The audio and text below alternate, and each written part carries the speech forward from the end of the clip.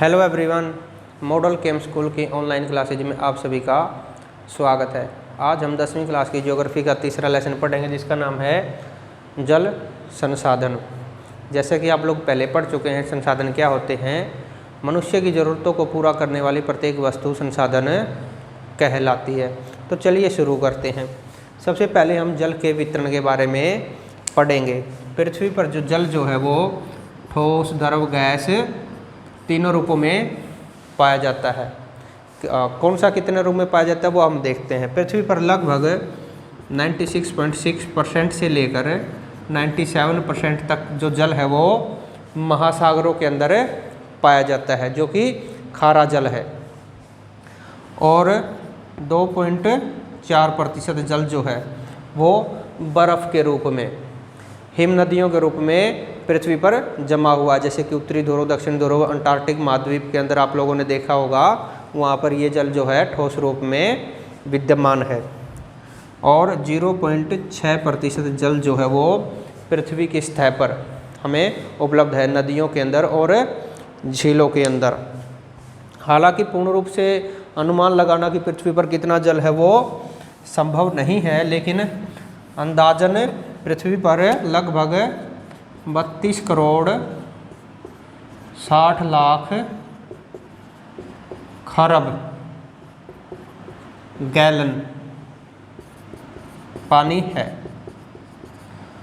ये अनुमान है। पृथ्वी पर क्या है, जल जो है वो ठोस, द्रव, गैस तीनों रूपों में पाया जाता है, महासागरों में, बर्फ़ के रूप में। और 0.001% जो है 0.001% जल जो है वो वाष्प के रूप में जो है पृथ्वी पर पाया जाता है।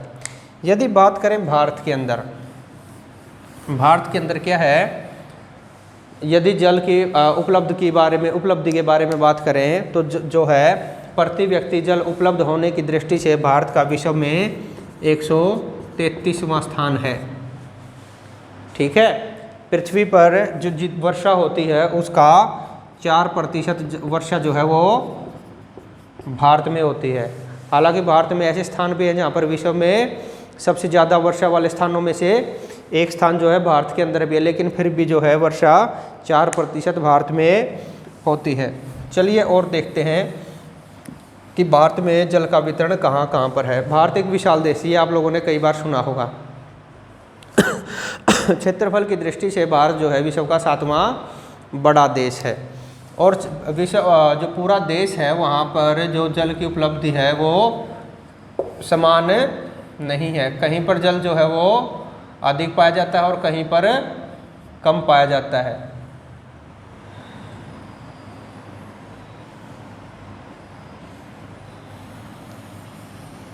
पृथ्वी पर जो भारत के अंदर जो जल है वो सभी स्थानों पर समान नहीं पाया जाता है। खासकर जो उत्तरी भारत है, उत्तरी भारत का जो गंगा नदी का जो मैदान है वहाँ पर जल जो है काफ़ी उपलब्ध है, जबकि प्रायद्वीपीय पठार के अंदर या फिर राजस्थान के कई हिस्सों में जहाँ पर पानी की बहुत ज़्यादा कमी है। तो हम देखते हैं कि जो भारत है, ये जो हिस्सा है ये हिमालय क्षेत्र आता है। इससे नीचे जो है जो शिवालिक की पहाड़ियाँ, यहाँ से बहुत सारी नदियाँ जो है निकलती हैं।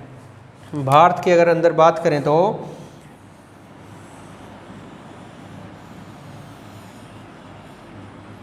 ये जो उत्तरी मैदान है, असम से लेकर बिहार, उत्तर प्रदेश, पंजाब, हरियाणा, ये जो भारत का उत्तरी भारत का जो मैदान है, यहाँ पर काफ़ी नदियाँ बहती हैं। भारत में उत्तर प्रदेश जो है वो नदियों द्वारा सिंचित सबसे ज़्यादा सिंचित राज्यों में एक है। तो यहाँ पर जो है भूमि के ऊपर जो स्थायी जल जो है वो काफ़ी मात्रा में उपलब्ध है, जबकि जो पठारी भाग है भारत का, यहाँ पर भी नदियाँ तो खूब पाई जाती है, लेकिन वो सदा निरा नहीं है। यहाँ पर जो नदियाँ पाई जाती है क्योंकि वो हिमालय से निकलती हैं, हिमालय में बर्फ़ की कोई कमी नहीं है, तो वो वहाँ पर उसके अंदर सारा वर्ष जल जो है बहता रहता है। जैसे कि हम बात करें ब्रह्मपुत्र नदी, जो कि इस तरह से भारत में प्रवेश करती है, सिंधु नदी तंत्र, और गंगा नदी जो इस प्रकार से। यदि बात करें तो गंगा नदी जो है भारत की सबसे लंबी नदी है। भारत के अंदर इसकी लंबाई जो है वो है 2525 किलोमीटर।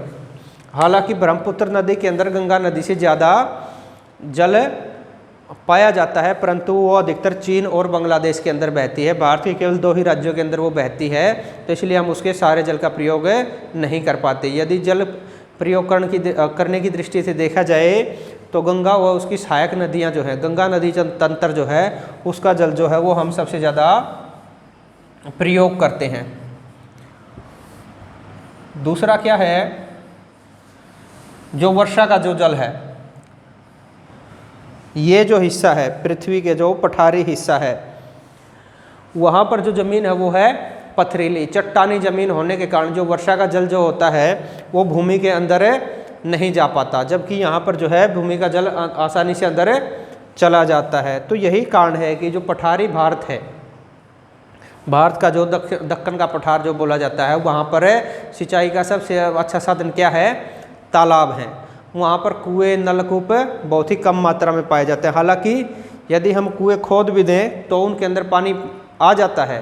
कारण क्या है, जो चट्टानें हैं उनके अंदर वर्षा का जो पानी है, चट्टानों के अंदर जो दरारें हैं उनके अंदर रिस कर पहुँच जाता है, और जब हम कुआँ खोदते हैं तो उन चट्टानों में से रिस कर उस कुएँ के अंदर पानी आ जाता है। परंतु पथरीली जमीन होने के कारण जो है कुएँ वहाँ पर ज़्यादा कामयाब नहीं है। वहाँ की चट्टानी होने के कारण जो गड्ढे हैं जहाँ पर वर्षा का पानी जमा हो जाता है, तालाब का रूप ले लेते हैं, वो सिंचाई का सबसे अच्छा साधन है। जबकि उत्तरी भारत में नहरें हैं और जो नदियाँ हैं वो सिंचाई का सबसे अच्छा साधन है। इसके अलावा जो तटीय प्रदेश हैं, जो पूर्वी तट और पश्चिमी तट है, जो गुजरात से लेकर पश्चिमी बंगाल तक लगभग जो है भारत की 7516.6 किलोमीटर जो तट रेखा है, जिसके अंदर 6100 किलोमीटर जो स्थलीय भारत की जो सीमा है, 9 राज्य जो लगते हैं वो भारत के समुद्र से लगते हैं। यहाँ पर भी जो है जलोढ़ मिट्टी पाई जाती है। यहाँ पर भी जो है चट्टानी भूमि बहुत ही कम है, इसलिए यहाँ पर भी वर्षा का जल जो है काफ़ी मात्रा में नीचे रिस कर जाता है। यदि तटों की बात करें तो गुजरात का जो तट है उसको हम काकरापार कहते हैं, महाराष्ट्र का जो तट है उसको हम कोंकण कहते हैं, कर्नाटक के तट को हम कन्नड़ कहते हैं, और जो केरल का जो तटीय प्रदेश है उसको हम मालाबार कहते हैं, तमिलनाडु का जो तटीय प्रदेश है उसको हम कोरोमंडल कहते हैं, और उड़ीसा और पश्चिम आंध्र प्रदेश और उड़ीसा का जो तटीय प्रदेश है उसको हम उत्तरी सरकार कहते हैं। यदि दक्षिणी भारत की बात करें तो सबसे ज़्यादा वर्षा मालाबार जो केरल का तटीय प्रदेश है और तमिलनाडु का जो तटीय प्रदेश है वहाँ पर होती है। तो वहाँ पर भी भूमिगत जल जो है काफ़ी मात्रा में पाया जाता है। कोरोमंडल के अंदर सर्दियों में जो मानसून आती है, जो बारिश आती है, जो वापस जाते समय जो मानसून है यहाँ पर भी बरसता है। इसके बावजूद भी भारत में बहुत सारे स्थानों पर पानी की बहुत ज़्यादा कमी पाई जाती है। क्या कारण है? जब 1970 के आसपास भारत देश के अंदर जो है वो भूमिगत जल जो है उसका आंकलन कर लिया गया था, और धीरे धीरे जब गांव का विद्युतीकरण किया गया तो नलकूप खोदने की जो नई तकनीक आई, जिससे जब हरित क्रांति का जो समय था तो उसके कारण जो है उत्तरी भारत में बहुत ज़्यादा मात्रा में नलकूपों का विकास किया गया। नाबार्ड की सहायता से, नाबार्ड के द्वारा लोगों को सस्ती दरों पर ऋण उपलब्ध करवाए गए, जिसके कारण क्या है लोगों ने बहुत बड़ी मात्रा में नलकूपों का विकास किया। भारत में अगर बात करें तो पंजाब के अंदर नलकूपों की सघनता सबसे ज़्यादा है। पंजाब के अंदर सबसे ज़्यादा सघनता में नलकूप पाए जाते हैं। उसके बाद हरियाणा का नंबर जो है वो आता है, जिसके कारण क्या है भूमिगत जल जो है उसका बहुत ज़्यादा प्रयोग कर लिया गया, जिसके कारण जो है पानी जो है जो उसका जो स्तर है वो नीचे चला गया है। और अनुमान लगाया जाता है कि 2025 तक भारत उन देशों में शामिल हो जाएगा जहां पर पानी की सबसे ज़्यादा कमी पाई जाती है। एक भूवैज्ञानिक है जिनका नाम है फाल्कन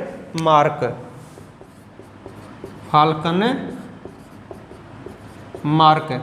उनके अनुसार जिस व्यक्ति को प्रतिदिन 1000 घन मीटर पानी प्राप्त नहीं होता तो वो पानी का अभाव है। परंतु हम देखते हैं कि भारत में बहुत सारे लोगों को जो है आवश्यकता अनुसार जल उपलब्ध नहीं होता। कारण क्या है? अविवेकपूर्ण जो तरीकों से पानी का प्रयोग कर लिया गया है। पंजाब हरियाणा के अंदर अगर बात करें तो जल स्तर जो है वो लगातार नीचे जा रहा है, जिसके कारण जो सरकार काफ़ी कड़े कदम उठा रही है। तटीय प्रदेशों में भी ये समस्या देखी गई है। खासकर अगर गुजरात का एक जगह है मेहसाणा, जो जगह है मेहसाणा, गुजरात के मेहसाणा ज़िले के अंदर जो है नलकूपों के से नीचे से बहुत ज़्यादा मात्रा में पानी निकाल लिया गया, जिसके कारण क्या है वहाँ पर जो है वो जगह खाली हो गई है। उसके कारण क्या हुआ, जो समुद्र का खारा पानी है उसका अंतर्भेदन उसके अंदर हो गया। जब भूमि के अंदर जब एक जगह ज़मीन खाली हो जाती है और दूसरे स्थान से वहाँ पर आकर पानी भर जाता है तो इसको पानी का अंतर्भेदन कहते हैं। तो मेहसाणा के अंदर क्या है, समुद्र के खारे जल का अंतर्भेदन हो गया, जिस कारण वहाँ से अब जो पानी निकलता है वो खारा पानी निकलता है, जिसके कारण जो है ज़मीन भी जो है वो खराब हो गई है। लवणता जो है वो बहुत ज़्यादा मात्रा में बढ़ गई है। संयुक्त राष्ट्र संघ का जो पर्यावरण विकास कार्यक्रम है, जिसको कहते हैं हम UNEP, United Nation environmental programme, उनके अनुसार जब उन्होंने रिसर्च की तो उन्होंने बताया कि भारत में सबसे ज़्यादा भूमि का निम्नीकरण जो है वो पंजाब और हरियाणा में है। कारण क्या है? क्योंकि यहाँ पर नलकूपों से अत्यधिक मात्रा में जो है सिंचाई की जाती है, जिससे जो पानी के अंदर ज़्यादा सिंचाई करने से जो लवणता क्षारीयता होती है वो ज़मीन के अंदर बढ़ जाती है, जिसके कारण जो भूमि की उपजाऊ शक्ति है वो कम हो जाती है। और ऐसा नहीं है कि भारत में पानी की कमी अभी से है, प्राचीन काल से ही ये चलती आ रही है। यदि हम बात करें, क्योंकि इस लेसन के अंदर छोटे छोटे एक नंबर के कई प्रश्न भी आते रहते हैं, तो बात करें इलाहाबाद के नज़दीक, इलाहाबाद के समीप एक जगह है श्रृंगवेगापुरम। तो वहाँ पर ईसा से एक शताब्दी पूर्व, लगभग आज से 2100 साल पहले साक्ष्य मिले हैं कि नदी के बाढ़ के पानी को एकत्रित करने के लिए तालाब बनाए गए। इसी प्रकार से जो उड़ीसा है, आंध्र प्रदेश है और महाराष्ट्र का कोल्हापुर ज़िला है, वहाँ पर भी बहुत सारे साक्ष्य मिले गए हैं जहाँ पर बाढ़ के पानी को सहेज कर रखने की व्यवस्था की गई है। ऐसे ही 11वीं शताब्दी में एक भारत के अंदर कृत्रिम रूप से बनी सबसे बड़ी झीलों में से एक झील पाई गई है। और उसके अलावा जैसे कि राजस्थान के अंदर भी बारिश की छतों से जो के ऊपर जो पानी इकट्ठा होता है उसको पाइप के जरिए नीचे भूमिगत गड्ढे खोद लिए जाते हैं, जहाँ पर उसको पूरी वर्ष के लिए पानी का यूज करने के लिए उसको इकट्ठा किया जाता है। पीने के लिए, नहाने के लिए, हर प्रकार से उसका पानी प्रयोग किया जाता है, क्योंकि वर्षा का जल जो है वो सबसे शुद्ध रूप होता है पानी का। उसके अलावा 14वीं शताब्दी में इल्तुतमिश ने दिल्ली के अंदर जो हौज घास जो जगह बनवाई है, जो कि पानी को इकट्ठा करवाने का एक स्थान था, पानी को, वर्षा के जल को इकट्ठा किया जाता था। तो इस प्रकार से बहुत सारे एग्जाम्पल दिए गए हैं। तो भारत सरकार ने भी क्या है, पानी को बचाने के लिए बहुत सारे प्रयास किए गए हैं, जैसे कि बड़े बड़े बांध बनाए गए हैं। 1 नंबर का प्रश्न आता है इस लेसन में से कि बांधों के बारे में जवाहरलाल नेहरू ने क्या कहा था, या वर्तमान भारत के मंदिर किन को कहा जाता है। तो जवाहरलाल नेहरू ने जो बांध बनाए गए हैं उनको आधुनिक भारत के नए मंदिर कहा गया है। उसके अलावा यदि हम बात करें प्रयोग की, तो जल का जो प्रयोग है वो सबसे ज़्यादा सिंचाई में किया जाता है। सिंचाई में लगभग पूरे जल का 68% जो है वो प्रयोग किया जाता है। इसके अलावा घरेलू कार्य और उद्योगों में लगभग 8% जो जल है वो घरेलू कार्य और 6% जल जो है वो उद्योगों के अंदर प्रयोग किया जाता है। और इनके अंदर सबसे ज़्यादा जल का जो सबसे ज़्यादा प्रयोग करने के ये क्षेत्र हैं भारत के अंदर। कारण क्या है, क्योंकि भारत एक कृषि प्रधान देश है।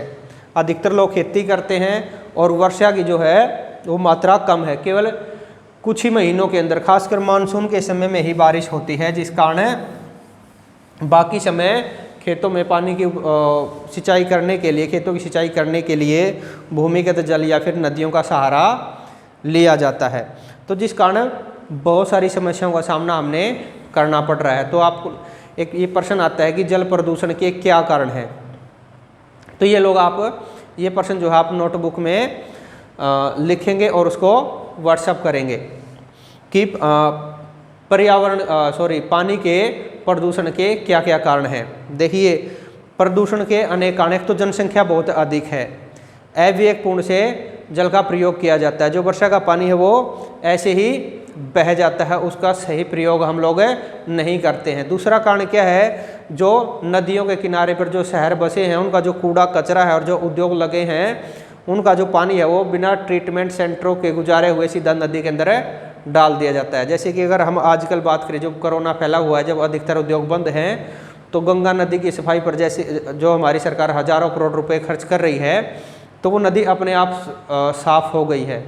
तो इसके कारण भी क्या है, जल का प्रदूषण होता है, जल का अपव्यय होता रहता है। उसके कारण जो है अत्यधिक वन जो काट दिए गए हैं, वन काटने के कारण क्या हो गया है, जो पानी का जो बहाव वो तेज हो गया है, जिसके कारण क्या है, जो पानी है पेड़ों के कारण जो है ज़मीन के अंदर कम जा पाता है, तो वो नदियों के अंदर बह जाता है। इसके दो नुकसान है, एक तो नदियों के अंदर गाद भर जाती है, तो कई बार उन नदियों के अंदर गाद भरने थे जो उनका जो तल है वो ऊपर उठ जाता है और बहुत सारे क्षेत्रों में बाढ़ आ जाती है। और दूसरा कारण क्या है, जो उपजाऊ मिट्टी है वो बहकर पानी के साथ नदियों के अंदर चली जाती है। तो हमने क्या क्या करना चाहिए, एक सेकंड।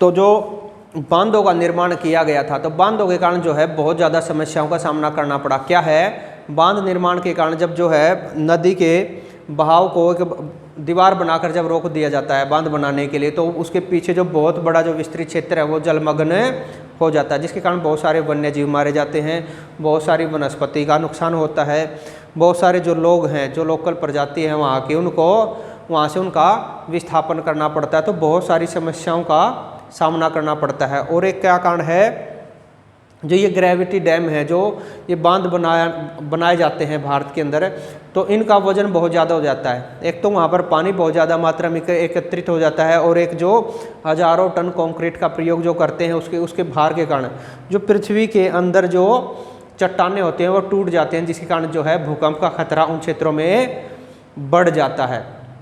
उसके कारण क्या हुआ, जो बांधों का निर्माण जो कर दिया गया, एक तो भारत की सरकार ने इनके ऊपर खर्च बहुत ज़्यादा किया, क्योंकि सरकारी स्कीमों के अंदर क्या है, जो अनुमानित लागत है वो बढ़ जाती है समय के साथ साथ।